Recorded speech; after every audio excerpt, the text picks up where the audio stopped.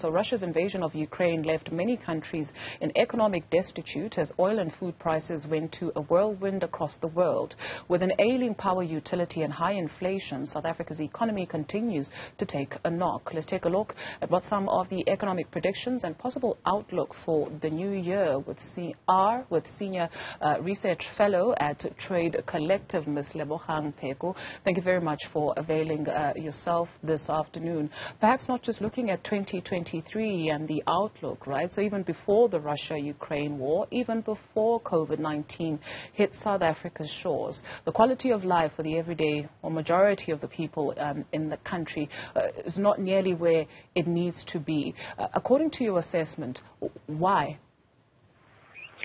Thanks, Budi, and to the viewers. A few things. I mean, we have inherited and keep on using the excuse or the alibi of structural issues. So some of those are pre-1994, which means that there was a whole generation, a few generations of people who were really not, who are what I would call surplus labor or surplus people. So the economy that we have, which is extremely labor and capital intensive, did not necessarily accommodate for everybody's skills and everybody's services. So what we have failed to do as a country, or what the government failed to do, was to transform and to translate that economy into a much more diversified one. And we keep hearing about diversification economics, but I think in almost 30 years, one has not seen much indication or much sign of it. The second is that we are still a very commodities-heavy economy, so the gold, the platinum, and so forth.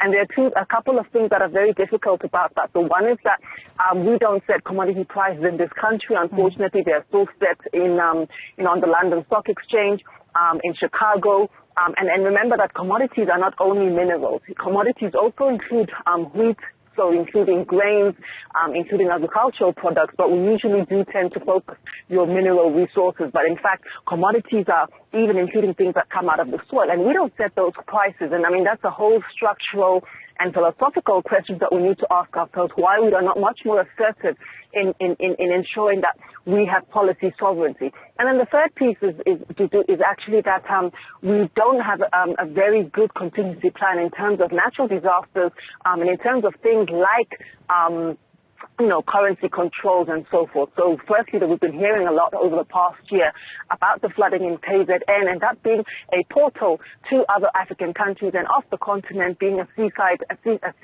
access point, very important for us, and that we haven't really put in place the measures to either, one, develop other ports as well, and to ensure that there is equal access and that things don't necessarily come to a standstill if there are problems in KwaZulu-Natal. And secondly, of course, to ensure that we rebuild the infrastructure in KZN. If flooding is going to be a feature of the future and of the present, it's not enough to act as though global climate change is something that was not predicted decades ago. We have known that this was coming, so it's a little negligent to keep using that as an alibi. So I think that we need to really put in place that sort of infrastructure.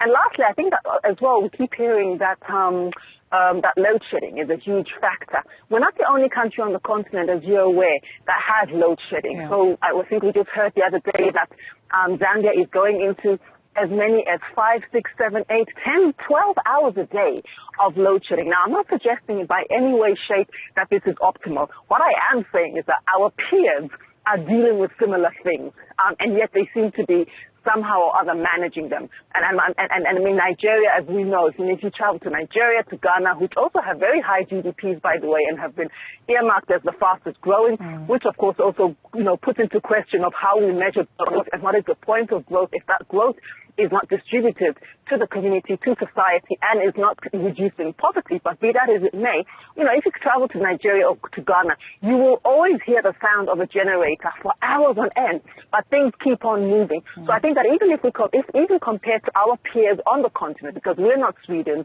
we're not Brazil, we're not India. So even if comparison to our peers on the continent who are dealing with the same infrastructural load issues and yet continuing to somehow grow the economies, we do need to rethink quite significantly our own modalities. To your point of distributing growth to to society and this growth being realized by the everyday South African. Let's play out the scenario of the picture that you have just painted is not a pretty one, right? So can we afford to continue on the path that we are continuing on in South Africa, where you have the haves and the have-nots sitting quite closely to each other? What is the unintended consequence? Already we've got high crime rates. Are we likely to see more unrest in the country as a result of this inequality? I think taken away from mere crime, because that again will also speak to middle class right, doesn't it? That's and I think we should have a much more empathetic, socially inclusive approach to our social compact. So if a country states that they have a social compact and that every citizen in that country is nurtured, is cared for by the state, there have to be opportunities and there have to be mechanisms to ensure fully inclusive growth and fully inclusive development for all of the people in this country. So, I mean, the education system is one that has really been, again, we inherited an education system which is not entrepreneurial and which is really not enterprising. It is an education system which reproduces people who regurgitate rather than who analyze, and that's not their fault. That's the education system that we have. We don't even have a decolonized education curriculum, history curriculum, science curriculum. People are not encouraged to do proper math in inverted commas, and yet we have aspirations to be leaders in technology. You know, we keep on talking about STEM, and yet young people can barely do algebra, can barely do trigonometry. So, I mean, the education system needs to be decolonized, and we need to get away from the idea that black people in particular are not capable of doing proper math. That's the one thing. The second piece is that we also need to get away from this notion that the state is doing some people favors by extending the social contract and the social compact. I think that's really quite an unfortunate and quite reprehensible let them eat cake sort of attitude. So I think that the question I would then pose is, out of all the people, I think 60 million people, according to Stats SA last year, minus me, because apparently I was not home when they counted, but I think 60 million people, it appears that we need to ask ourselves the question, who then are we willing to let fall between the cracks to do? Who then are the people who are the most disposable? Who are the disposable people to whom we don't want to extend a social contract? And I think the other piece of that is then, if we're going to be talking about growth, a jobless growth, which is what we experienced between 1994 to about 2004, which was really when we were in the peak of our powers economically, and as a kind of an ideological economic powers even across the continent, we need to then ask ourselves what we need to reframe. If we are rethinking growth, we need to think about an economy that really is much more forward-looking. And I think that we also need to stop feeling, I think the state needs to stop putting out policies and languaging, which is poverty shaming, essentially, and which does not understand the structural intergenerational consequences of poverty as well. And I think that there are other countries, Brazil, who developed the Bolsa Familia, which was in 1 or 2 generations, actually enabled people who would never have gone to university to become graduates to do. So, I mean, this was a social redistributive measure through different kinds of grants, through different kinds of cash disbursements to low-income families, to indigent families. And, of course, it was not like many things, it's not without its flaws. But certainly, I think that when we look at the statistics in the mid-2000s, South Africa and Brazil were flip-flopping, them, us, and India, for the most unequal society. And now South Africa are the ones who have become, according to the conventional neoclassical, neoliberal measures, the most unequal. So I think that we need to really stop and think around the structures that enable this sort of inequality to A, thrive, and B, for the state to be so neglectful of it, as though, as you say, it's just a given that some must have and some mustn't have. Why will then people not riot, feel discontented, and feel disgruntled when they see that they are trying so hard to make a living of some kind, but that there are no state support mechanisms? And I think on a final note, we saw this during COVID, that people who usually hustle, what I have called hustlenomics, the guys who are at the robots selling newspapers, selling cell phone chargers, selling fruits, vegetables, whatever you want, you can find at almost any robot in this country.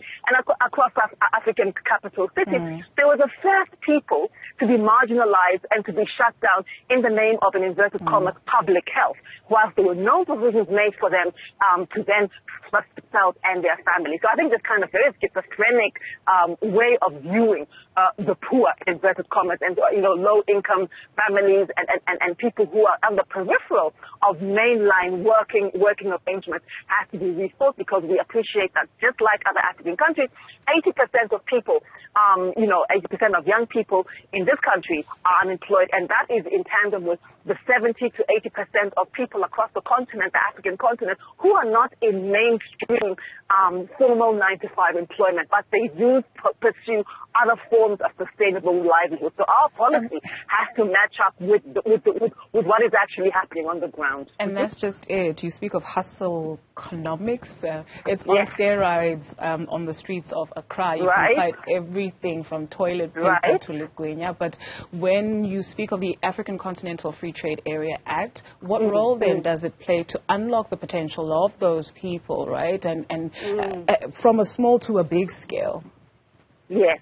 So that's kind of like the silver book that I suppose that a lot of people are looking to. I mean, and I suppose for me, I have my ambivalences about it. I've been watching and writing about the AFCFTA since it was a tripartite free trade agreement, for about 15, 18 years. But I think that there are a few things that need to be resolved, and I think the first are the kind of sub-regional reason, the fact that states have to ensure that there's mobility. And the first form of mobility that's really important to do is the kind of mobility of these cross-border, what people call cross-border traders. I prefer to call them cross-border entrepreneurs. If we're talking about the micro level, right, the very micro hustle level that we're discussing, that needs to be much more, there needs to be protections around that, and we need to create a rational, coherent policy environment where, folks are not overly taxed, and charged ridiculous customs at the border, for when they're trying to transport their goods, and whereby their labor is hardly worth the travel and the effort that they put into it. On a macro level, I hope that the Africa Free Trade Agreement will then eventually give African governments the mechanism and the infrastructure to be able to then trade much more amongst ourselves. So one of the things, every time that the Ukraine is sneezing, Russia is sneezing, China is sneezing, the US is sneezing, and so forth, one of the problems that we have as the African continent, and as South Africa in particular, because we're the most integrated and the most globalized economy on the continent, is that we tend to then bear the brunt of things that are slightly beyond our control. If, however, we had far greater intra-regional trade, we only trade about 10 to 15% amongst ourselves on the African continent, compared to Asia, which is about 60-65%, and Latin America about 50-58%. So, you can see that there alone, if the Africa Free Trade Agreement, and of course it's not something that's going to happen in the next 12 months, I guess, but if that were something that were optimal, I would hope that it would produce and produce far greater value chain appreciation within the continent, so that the next time the Ukraine has flu, we don't also have to start sniveling. Thank you so much for your contribution, Senior Research Fellow at Trade Collective Lebohang Pheko.